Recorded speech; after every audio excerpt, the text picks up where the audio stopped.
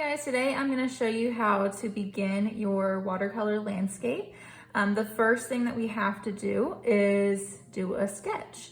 So what technique we're going to use is called crosshairs or quadrants. And basically what I've done is I've taken my photo and I folded it in half lengthwise, and then I folded it in half again so that when I open up my photo, there are 4 quadrants, and we're going to be using these quadrants as we complete our drawing so that we can get correct proportions and placement of our objects. And as you can see, I have already prepped my paper with borders. To draw your borders, you are going to take a ruler and you're going to line the edge of your ruler up with the edge of your paper and draw a line on each edge of your paper. This is about 1 inch. You don't have to measure because we're just using the width of our ruler. Then what I did was I measured the inside, and this is about 11.5. So I need to find half of that, which is about 5 3/4. So I did a couple tick marks along my paper here to mark off the middle of my paper vertically.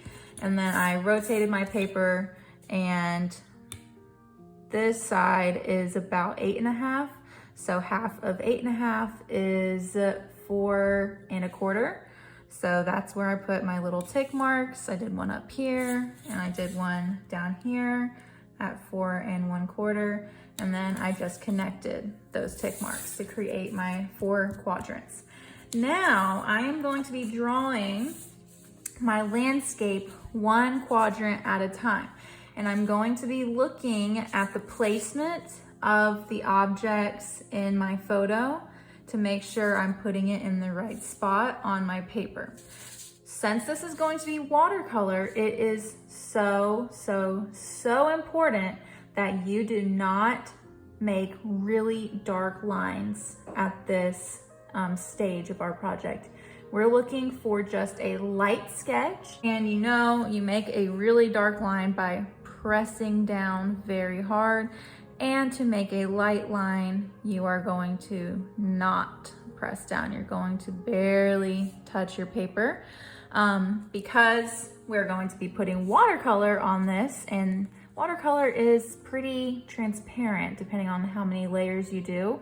And we don't want our pencil lines to be showing up underneath of our paint. Okay, so what I'm going to be doing is called observational drawing. I'm going to observe what is in just this quadrant of my landscape, and I'm gonna put this quadrant inside of the corresponding quadrant on my paper. So right now I just started kind of laying out where the ground starts. And sometimes I do like to draw like directly onto my picture so that I can kind of see the angles and see the curves. I know that the top of this grass is almost close to this part of my crosshair, right? So this is where my quadrant stops. It's close to the top of my quadrant, so I kind of want to make sure that I'm measuring and I am looking to see that I'm putting my ground and all my other images or my other parts of my landscape in the correct spot. So you wouldn't want to put your ground starting down here, because obviously in my picture, which I'm observing as I'm drawing, the ground does not start all the way down here. It starts kind of up closer to the top of my quadrant. So as I start sketching out just this 1 quadrant, we're not going to do all of them at a time, just do 1 at a time. I am going to be looking to see where lines begin, where shapes begin, where lines end, and where shapes end. So in this quadrant, the biggest few things that I notice is I have a lot of grass over here. I have part of a tree, just the bottom half of this tree, and I have the pathway beginning over here in this quadrant. So that's what I'm gonna focus on. And I am going to be very lightly sketching this in.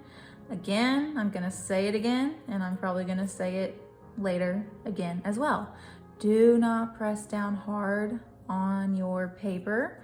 So important for this sketch because, again, we are using watercolor. We need to make sure that these pencil lines are super light, because that's just the nature of watercolors, that it's transparent, and we don't want to be able to see this sketch underneath, or else your craftsmanship will kind of start to lower. The other thing I want to consider as I'm doing this sketch on my paper is where my shadows are. Okay, we definitely want to map out where we have shadows, because those areas we're going to paint last on our watercolor painting. So we're not going to start with shadows.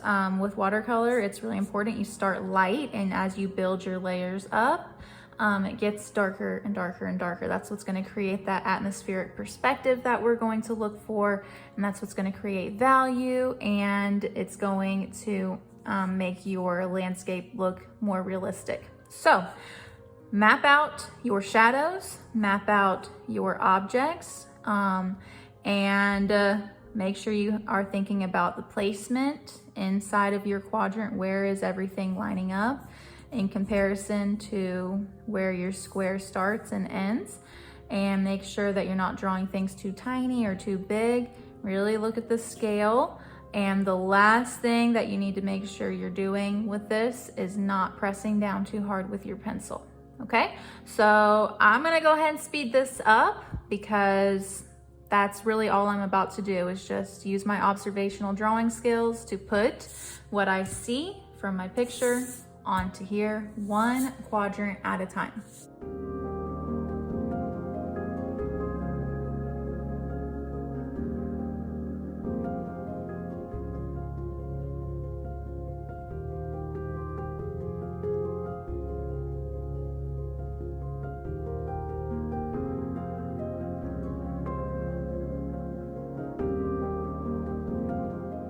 All right, so I just finished my first quadrant. I copied what I saw over here, and I did my best to put it over here. And as you can see, it's not super detailed. I really just want you guys to map out the placement of your major objects in your picture. So where your ground is, if you have any pathways, trees, I don't know, signs or buildings, if you have a building in your landscape.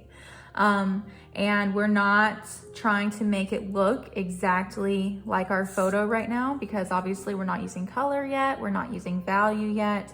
We are simply just using lines and shapes and proportion and scale and placement to copy what we see over here onto here, you know, trying our best. There are some parts of my picture that is very difficult to see, especially back here in these shadowy areas. But I know that those are trees back there, so I've just kind of signified that with a couple of lines to represent tree trunks. It's going to be a little bit more abstract in my painting, and it's going to be fuzzier back there because it's farther away, so we can't really see it. So again, using atmospheric perspective. And I didn't go in and add like every individual leaf or anything, just a basic overall sketch. Down here I did map out kind of the shape of my shadows that I saw. So down here where I have a big shadow, there's a few highlighted areas in here too. So I kind of just mapped those out as best as I can. Not being super duper precise, just, you know, getting a basic idea of where everything is in my picture. So I'm gonna move over to this quadrant now. So now my focus is shifting over just this square. If you want, sometimes I do like to just fold my paper to show the one quadrant that I'm working on. So that kind of will help you focus in on one little area of your picture at a time. I think I'm gonna start doing that because I was getting a little bit overwhelmed looking at this entire picture. So maybe you wanna do that too, just fold your picture to the one quadrant that you're sketching. And as I'm sketching this one, I am going to connect it to my last one. So right here is where my pathway kind of ended in this first quadrant.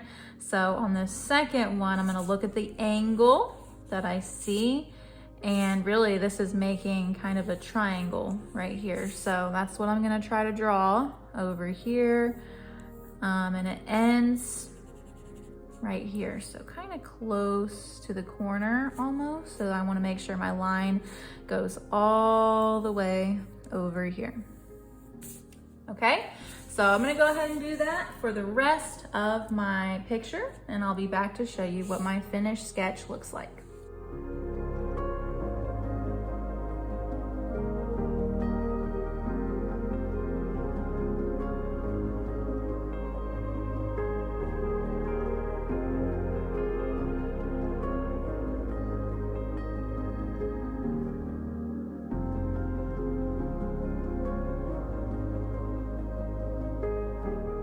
All right, I just finished mapping out all 4 of my quadrants, and as you can see, it's a very loose sketch. I have a lot of leaves up here, but I am not asking you to draw every individual piece of nature that you see. Just the larger elements, like these 2 trees are my focal point for my artwork in this pathway.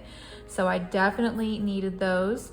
And as we go more towards the background, it kind of gets kind of fuzzy. So like I said before, we don't need to draw every teeny tiny little detail, just our main subjects and our values, really. We want to mark out where our shadows are and where our highlights are going to go. So up here, I just drew some like organic shapes to represent the sky that I can see shining behind my leaves.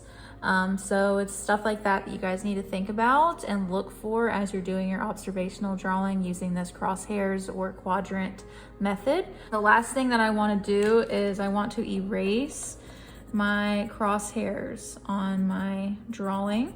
Hopefully you drew this very lightly because we definitely don't need it anymore. It's just a guideline to show us where parts of our image stop and where other parts of our image begin. So now that we have our sketch all finished, we are ready to start our first layer of watercolor, which we are going to do next time.